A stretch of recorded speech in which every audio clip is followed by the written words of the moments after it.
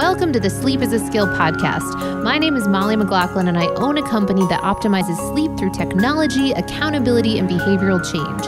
Each week, I'll be interviewing world-class experts ranging from doctors, innovators, and thought leaders to give actionable tips and strategies that you can implement to become a more skillful sleeper. Let's jump into your dose of practical sleep training. Welcome to the Sleep is a Skill podcast. Today's episode is with the co-founder and CEO of Chilipad. Now, if you're listening to a podcast around how to improve your sleep, it is likely you have heard about the Chilipad. And if not, it is an invention that helps to cool you while you're sleeping. And we do speak a lot about our circadian rhythm at Sleep is a Skill, so it's likely that you know that reducing our temperature at night is key to getting optimal sleep.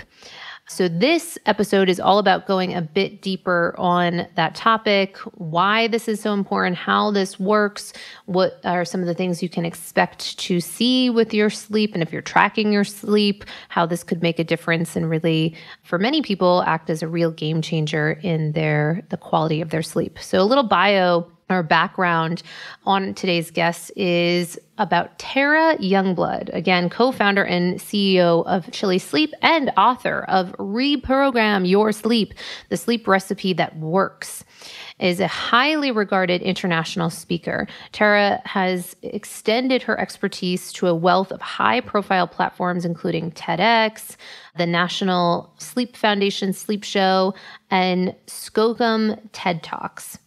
Now, her website is at www.thesleepgeekcoach.com. And of course, you can find all kinds of information about her at Chilipad. And we'll be providing more information in the show notes, including a link to get a discount on the Chilipad, the Ooler, the weighted blanket, any of those, if those pique your interest and are something that you'd want to test out. They do also have a solid return policy so that there's really kind of no risk with at least giving it a test and seeing what it might do for your sleep and your sleep scores. So let's dive in more to today's episode and understanding a little bit more about the really big importance around modulating your temperature with your sleep. And welcome to the Sleep is a Skill podcast. Tara, I'm so grateful that you took the time to be able to have this conversation today around sleep. Yeah, I'm so excited to be here. It's clearly my passion. Clearly. Well, I love that you said that. Because that was actually going to be my first question to you, is to dive in to hear a little bit more around the origin story as to how you came to create such a remarkable and transformative company in the world of sleep optimization. Yeah, so at its most basic level, so Todd's uncle invented the waterbed.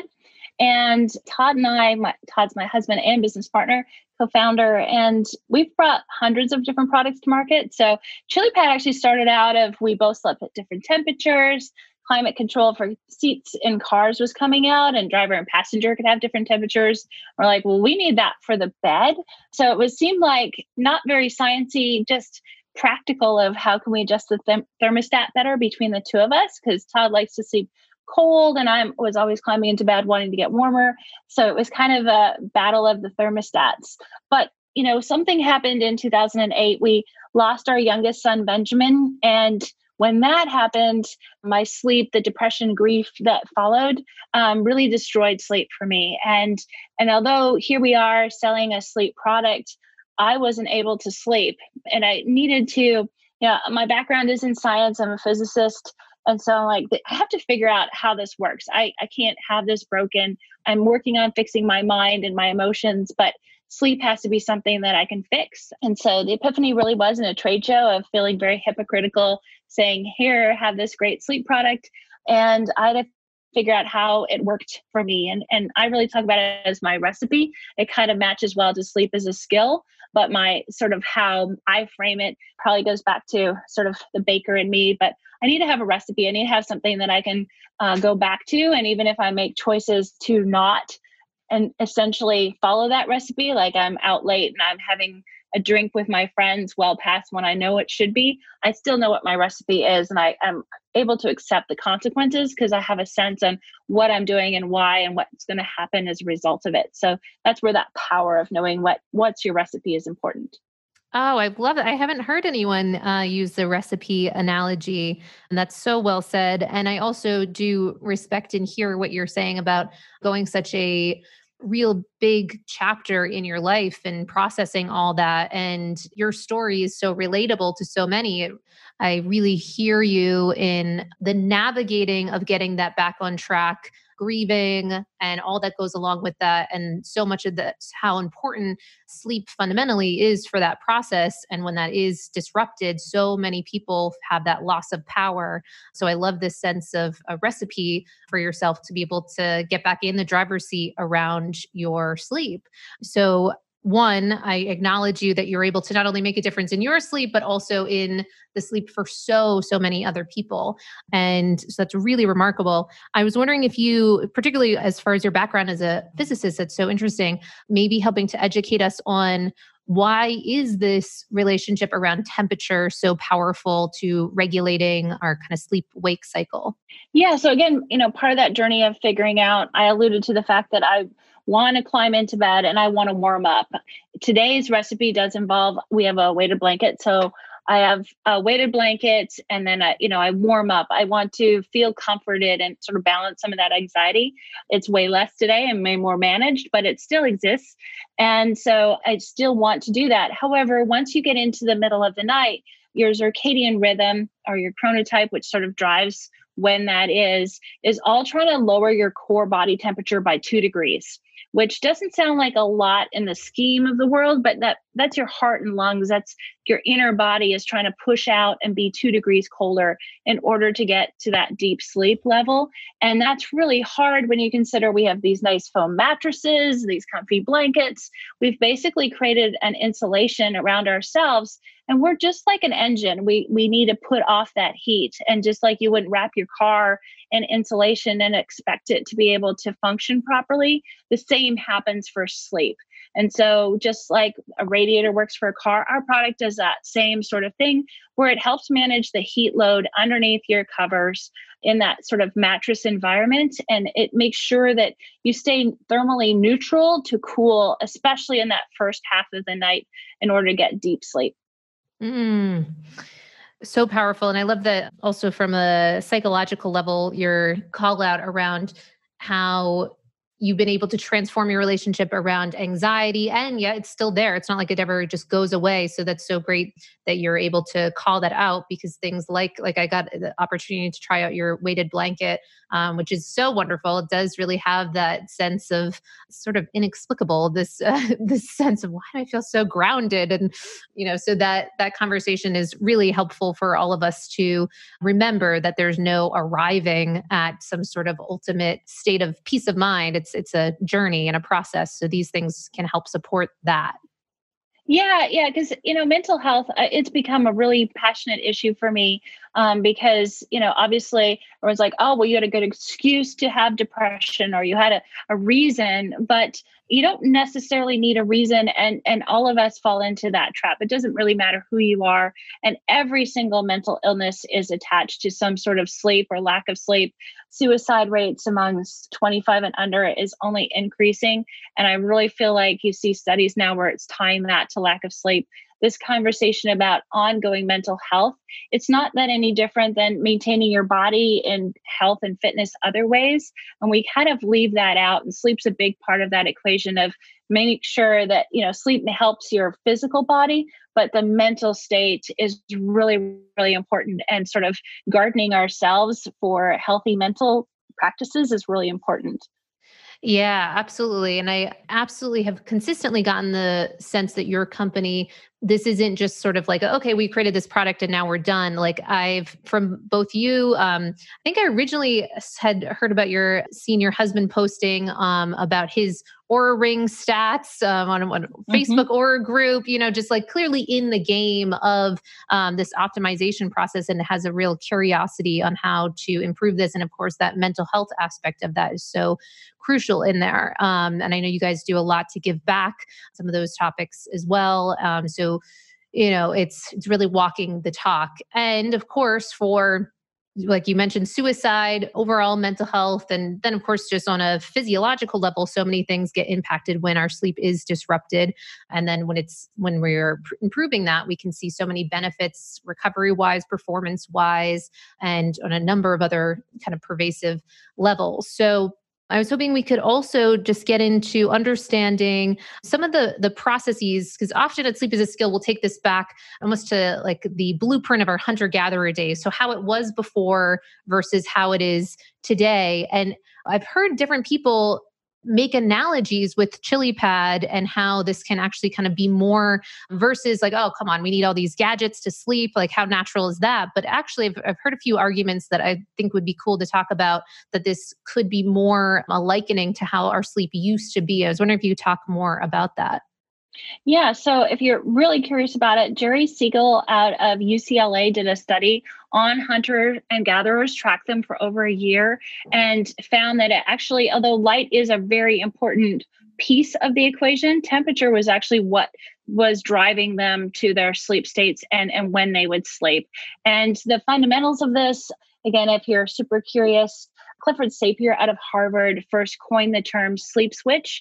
And there is a sleep switch in your brain. It is triggered by a change of temperature. Those neurons in your brains then release melatonin. What I like about this is it's located in your hypothalamus, which is your unconscious part of your brain, your heartbeat, your breathing, all the things that you do without having to think about them. This is where that's located. So when you think about the other interventions, I feel like the first sort of wow in my mind about temperature is, unlike a diet or fitness where you have to show up, you have to decide, you have to have willpower, you have to make it happen. Temperature, at least from our product perspective, is you set it and then it does it, and it talks to your unconscious brain, and it does it while you're sleeping, which is another hard place to always make change because you're hopefully sleeping. But being able to match that to your circadian rhythm is very much like the temperature falling outside. In today's houses, we set it at one temperature, and there really isn't seasonality to that very much. We think about summer being hotter, but really our houses aren't that much hotter in the summer than they are in the wintertime. We kind of set it at that 68, 70, and it's in that same ribbon no matter what. In our offices or wherever we go, of course, we're not going very far on COVID, but that means we're in that same environment all day, every day. And that isn't how we evolved. If we were outside, the temperature would fluctuate significantly throughout the day. You'll also see a little dip in temperature for your core body temperature right after lunch. And that kind of matches that siesta time that we like to think about with naps. And now naps got a bad rap for a long time, but there is a place for those in that sort of evolutionary part. It's the heat of the day. You can get sunburnt. It's not awesome to be outside. So why not take a nap? The whole 8 hours thing is one of those myths that I love to sort of debunk, and that it came along with the Industrial Revolution. And so, when we had to work for a factory, they had to give us 8 hours off so we could actually physically be down for 8 hours and sleep at the very basic level. And now we think that's what we all have to do, but there's lots of different flexibilities. The most important part does go back to that sleep is a skill, your recipe, sleep recipe, whatever that is, you have to figure out what that is for you. Temperature is just it's just a low lift, easy part of that equation. That's something you don't have to think that hard about. Yeah, absolutely. And I love that kind of element of the set it and forget it. Because once you kind of learn some of these principles, there can be that hurdle in the implementation in the beginning, being mindful of your temperature environment and having some environmental variability throughout the day into the night. And so many, the challenges that across the globe we're seeing currently around the lockdown. But so much of this becomes like that hurdle in the beginning to start thinking differently about this, because we can't necessarily look to the masses on this topic, because so many people just aren't in this conversation quite yet. But the more that we bring this about, then it can become really just a natural process. And I think so of course you had Chilipad as your first, this is my understanding, Chilipad of your first kind of invention with this company. And then also the Ooler came after that, right? And then that kind of also fluctuates throughout the night. Is that right? Yeah, so I like to describe it. I did a TEDx talk in December, so you can always watch that as sort of a recap on this. Yes, which is tremendous. I like to think about sleep in terms of buckets, and buckets is weird, but think about it in zones. And bedtime zone for me, like I described, it is that weighted blanket. It is warming up. It is relaxing and snuggling down from my day, and in that there's a bunch of habits that you can add in and sort of maintain and make sure you have that window, not just at bedtime, but no alcohol and trying to not eat in those 3 hours. There's multiple things that are packed into that bedtime zone. But the rest of the night, if you think about it, and this is how Ooler helps you manage, once you fall asleep, you actually get to the deep sleep zone. And in here, this is where you want to be cooler. Like I said, your core body temperature is trying to drop 2 degrees. When you do that, you want to aim for those 2 hours of deep sleep. Now, the problem with that, certainly for us that have been around the planet a few more times, is that as you get older, you lose the ability to get to great deep sleep. It just sort of diminishes. And so at 20, you're getting 2 hours, but by the time you're 80, it may only be 7 minutes or less. And so they're now measuring that towards Alzheimer's, lack of cognitive and memory ability, all of those sort of metrics. Every disease of the elderly has some part of lack of sleep, and specifically deep sleep in it. So that's where really cherishing that first half of the night, going to sleep on time and giving it that cooler piece really helps that deep sleep. But what you'll find is if you're too cold, once you hit REM sleep, which is not, you will go through all your cycles throughout the whole night, but there's sort of a zone where it's predominantly a certain type from a deep sleep or REM sleep. And that night is kind of divided in half that way. So if you think about it, as your body starts to warm up, it's more predominantly REM sleep cycles. You don't get as many deep sleep cycles. They're not as long. And so your body is going to be more sensitive to temperature and you want to warm up.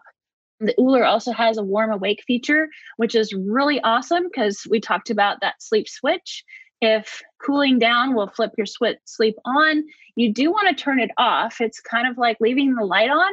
You want to have a start and a finish to your sleep, because when it finishes, that means your body is signaled to say, oh, I'm done sleep. I'm going to start counting down the clock to when I next go to sleep.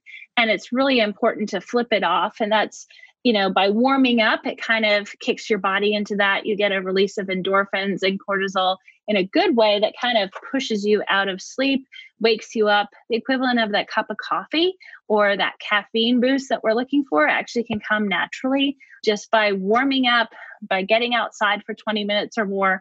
That morning habit is really important to get sleep turned off. Yeah, no, that's so well said. And I'm wondering too, because I'll also speak with different people that will have it that their sleep is pretty okay. It's fine.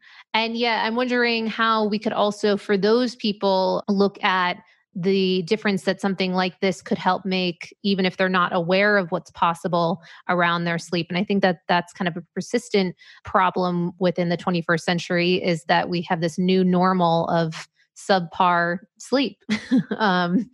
Yeah. So, if you're, and there are people that just naturally have great sleep. But that said, if you're tossing and turning, if you're still feeling tired throughout the day, and it goes back to that circadian rhythm, when that dip happens right after lunch, if you're feeling groggy and you want to reach for some sort of supplement or things to augment that tired, that's usually an indicator as well that things may not be as good during the night as you think they are.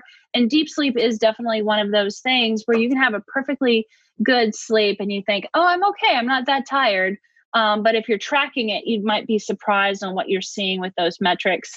If you are tracking it, it does show up in your HRV, resting heart rate may not go as low. So, those are the metrics that we use for our athletes. They need to be able to get that little bit lower resting heart rate, that better recovery in their HRV scores.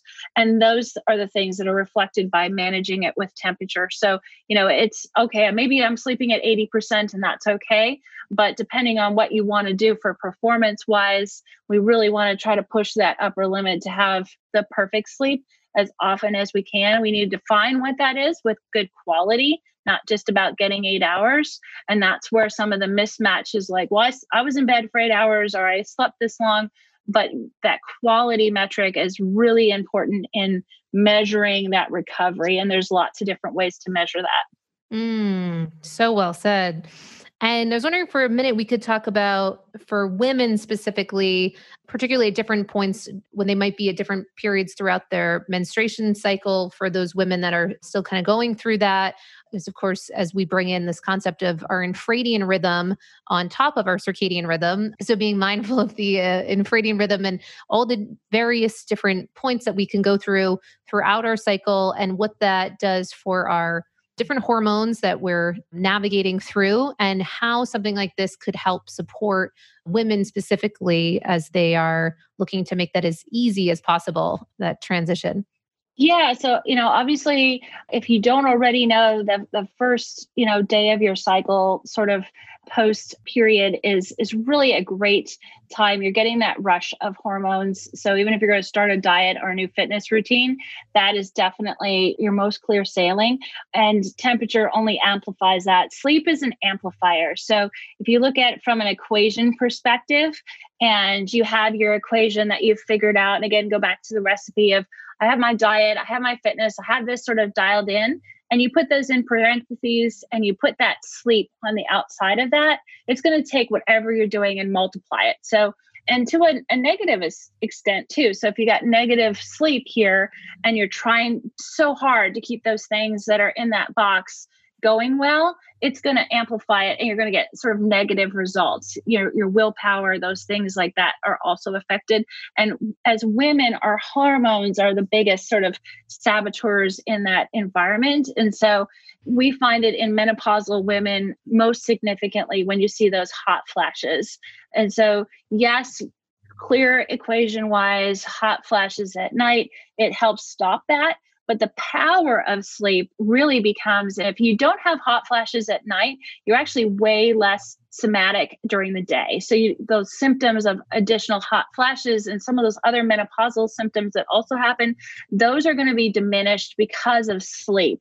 And so it's not really even just a temperature result, but the temperature result, which feeds into better sleep, is really amplified across everything. And that happens for, even that PMSing time, all those kind of things. All of those symptoms are way better if we just sleep better. And that's, again, the power of sleep. Oh, that's so well said. I haven't heard anyone describe it like that as the amplifier. And I think that's so true as far as on a positive or negative. Also see that for on that glucose and insulin stability conversation, how much that can really wreak havoc, and all these things, of course, being so interconnected that those things can do a number on our hormones. And then, just all kind of comes back together. But as saying it in such a method as an amplifier, I think it's so elegant because it really does speak to the whole picture of how important and foundational this can be. So well said. Okay. So, and then what about for our athletes among us? And so many of the people that are listening are doing some sort of tracking around their sleep. Most people that we're discussing this topic with, so they might have some sort of understanding of maybe their total sleep duration, and depending on their trackers, they might know levels of their heart rate and HRV throughout the night, respiratory rate, body temperature, depending on those different trackers.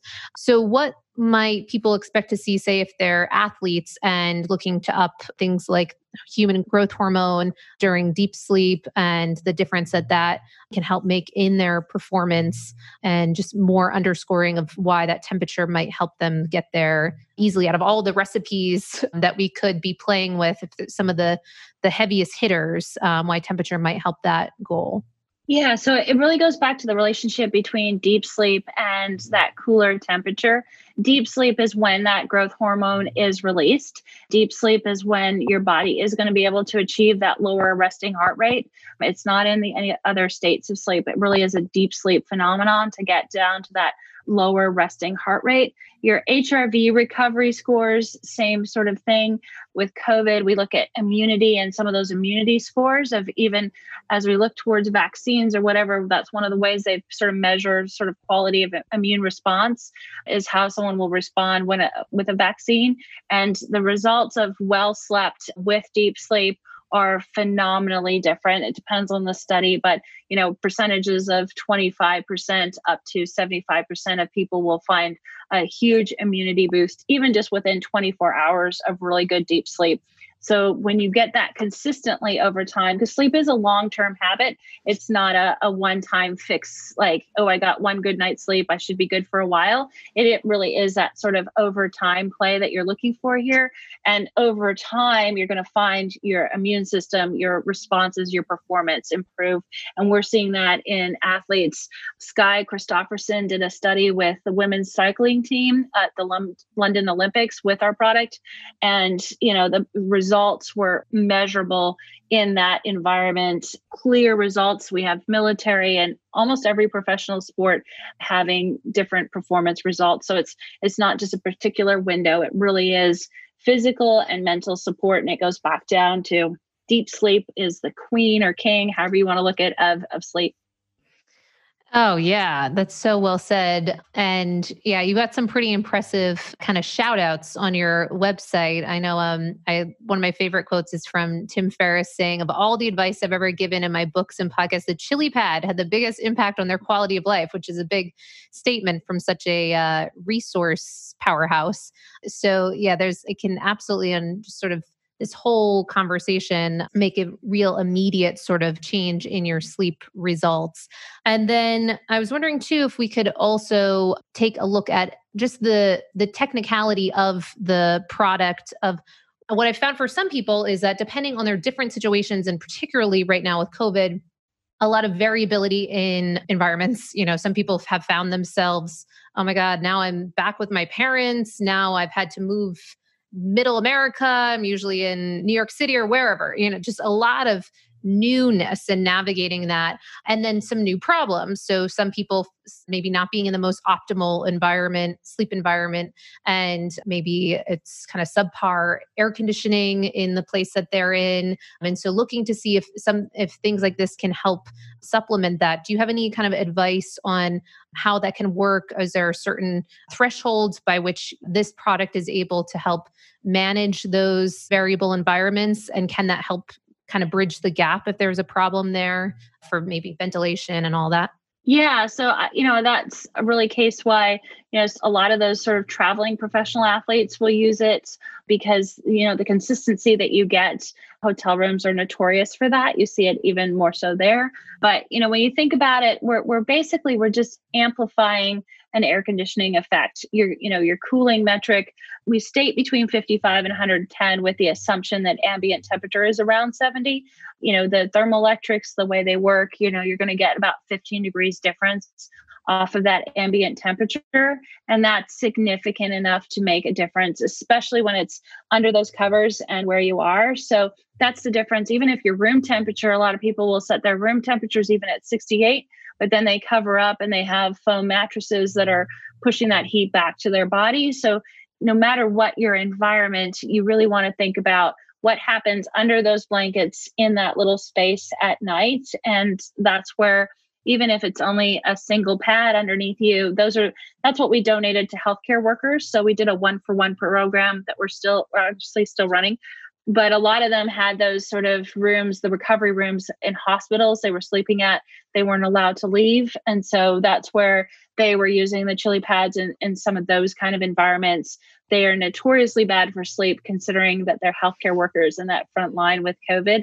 The shift work, the long hours, and not consistent sleep is really exacerbated for that group of people.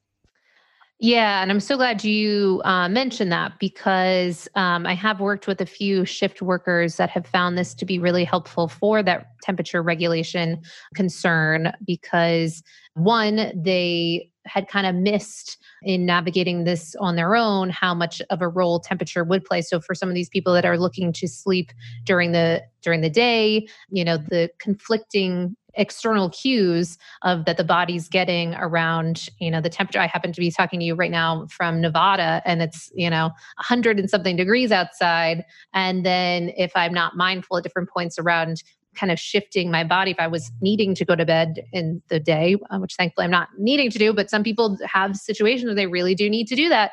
And being mindful of how to help coax their body but really make this a lifestyle too, when that is the case.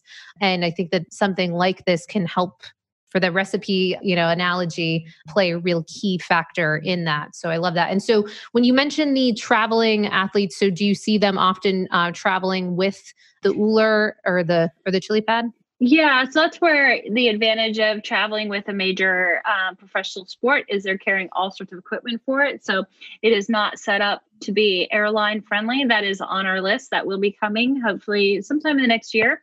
But for right now, yeah, that is much harder. It's probably our biggest complaint that we get is, once you have that sort of temperature regulation, it is like air conditioning for your house that way, and you get used to sleeping that way. And there's a long-term effect. I talk about Susan in my TED Talk and in my book, and she's become a dear friend, but she didn't sleep through the night for 10 years, mostly because of hormone issues. She went to her OBGYN and they said, nope, all your hormones are fine. You should be just fine. But she literally, at the age of 35, was still having night sweats throughout the night since the birth of her second daughter.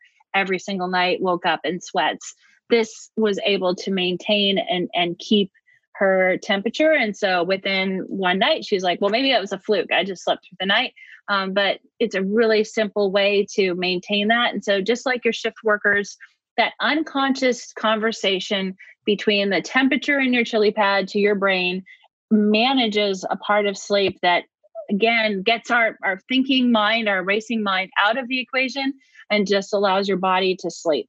Yeah, absolutely. My boyfriend and I have been traveling before the lockdown, had been traveling for around 3 years internationally.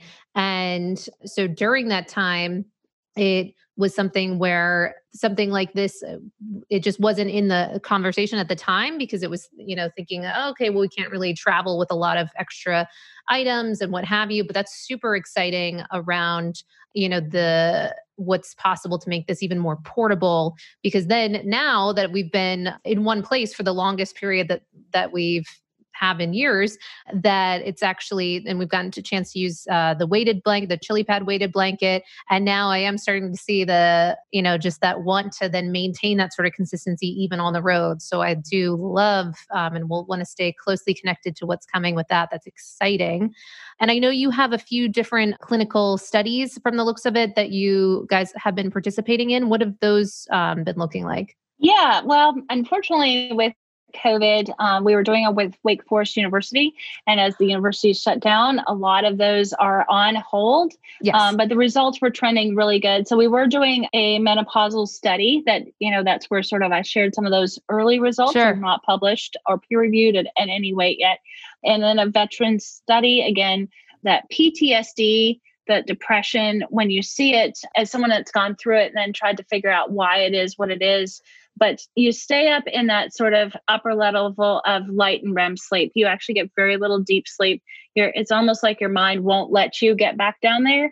And again, as I talked about that temperature hack of bypassing that prefrontal cortex mess that we all deal with, whatever that looks like, and then just saying, hey, no, you're really supposed to be here. Your brain responds to that because the unconscious, obviously heart beating, gets a bigger weight in deciding what you're going to do. So putting that emphasis on what's controlling your sleep into the hypothalamus instead of in your prefrontal cortex means that I can help that mental state even more significantly because the conversation is even happening there. We've skipped it all together.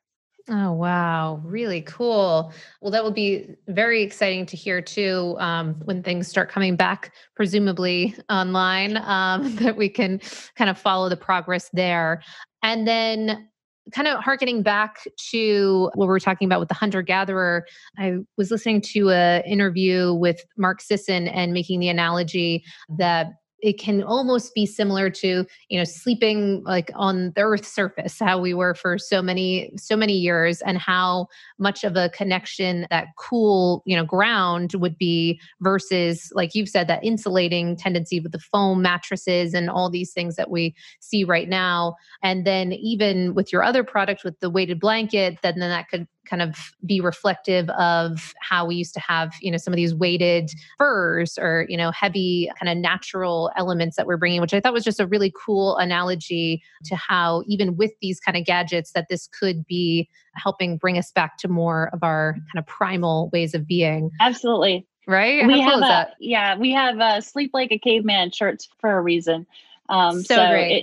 It is pretty fun that way. That's amazing. No, I love that concept because so much of what we're trying to say here it can be paradoxical because we're trying to say getting back to the basics, getting back to really how things were, but then how to use technology to help support kind of Pandora's box that we've already opened. We're not getting rid of technology anytime soon. We're not going to be likely sleeping outside in the near future. So how to make that happen within our modern society. I think this is one of those elements that can help support that. So really great. I know we've talked about a lot of different things here. I did just have one quick question just on another pragmatics. How about things like as just for the layout of the bed? So just the logistics around this item. So if people are like, okay, I do want to try something like this. I want to take my sleep to the next level. Is it as far as all sleeping sizes? It can be kind of in the middle as you were speaking to. So you don't have to have the kind of fights within your unit, within, a couple. And then I was wondering, so about that and the functionality around that and sharing, and then also things like grounding mats. I don't know if you have any kind of best practices on how to use those two together, because I will have a lot of people having questions around that because they're looking to mega biohack their sleep and they want to know if there's any best practices there. Yeah. So, grounding is, I think it just a really phenomenal science, so you want to have that contact. Our product goes underneath the sheets. And just like you said, it can go on any mattress size with the idea that even on a queen, you could still put a single or a king on a twin XL. Those are the same. And so even if you want to try it for only half the bed, you feel like that your partner, or you don't have a partner that's sleeping and you want to be on one side. Although I will say pets really seem to love it. And so I will say that we've had a bunch of people that have had to fight their animals off of their part of the Chilipad. Definitely the weighted blanket in our house is like, they think they've died and gone to heaven. So normally I end up having to kick the animals off first. But it'll go in almost any environment, any bed size. But yeah, when you order it, you do have to think about if you have a king or a queen or whatever size bed you have. We call it a me or a we, whether you're doing it just for you or the whole bed. And a lot of people, I used to really love to do this. Todd traveled a ton, and it was before I could set the schedule for Ooler. But even though we have a king size bed, I would have it still on both sides with the dual zones. I would have one side that I warmed up on, and then the other side that I cooled down on. So good. You're welcome to really use it any way you want. It's machine washable. It's 90-day trial, so it's definitely worth just giving it a try. Sleep is definitely worth the investment. That's awesome. Yeah. And I haven't had a person yet that's gotten it and returned it. So, but knowing that there's that optionality. So worst case really does allow for people to test that out. So really great information. I know you've shared so much today, and I'm wondering if you could help share more just on how people can learn more about your company, stay involved in, because, I know that you guys have a lot of stuff coming and you're really innovative and looking to help people support their sleep in a myriad of ways. So how can they, one, learn more about purchasing or testing this out, and two, follow in the conversation of what you guys have coming? Yeah. So chilitechnology.com is the name of the website, or the location of the website. We have a blog there called Pillow Talk. So you can track us there. I am on, I think, all social medias, just about, it feels like. So many. It's consuming, feels like. But as the sleep geek, I do have a book out on Amazon, Reprogram Your Sleep. And I think we talked about the TEDx talk. You can go and look at that as well. I do have some coupon codes that'll be in the show notes. So please feel free to use those and stay in touch however it works. I love getting questions. So great. Yeah. Certainly, I was sharing with you before we started recording that I had the opportunity to meet some of your, your whole crew at CES. And it was just wonderful because I've had the experience of feeling very taken care of when I'd reach out at any questions or, anything. So I can definitely vouch for that kind of experience. So it's really helpful when people are trying to navigate, improving this area of their lives. So that's helpful to know that people are, on the case with them. And I didn't realize about that you're online as the Sleep Geek. So I'm definitely going to make sure I'm following you on those fronts. So that's great. Well, thank you so much for taking the time. I really appreciate this. This was super informative, and I really am left with your passion on this topic. I know that there will be more to come and feel very aligned with what you guys are creating. So I want to continue to stay in the conversation with you guys. Is really great. Absolutely. We're all part of the sleep team group. Yay. Yes, exactly. Team Sleep. All right. Well, thanks for helping to support your creation has made a difference in so many people's lives. So thank you for doing that and continue to innovate along the way. You've been listening to the Sleep is a Skill podcast, the #1 podcast for people who want to take their sleep skills to the next level. Every Monday, I send out something that I call Molly's Monday Obsessions, containing everything that I'm obsessing over in the world of sleep. Head on over to sleepisaskill.com to sign up.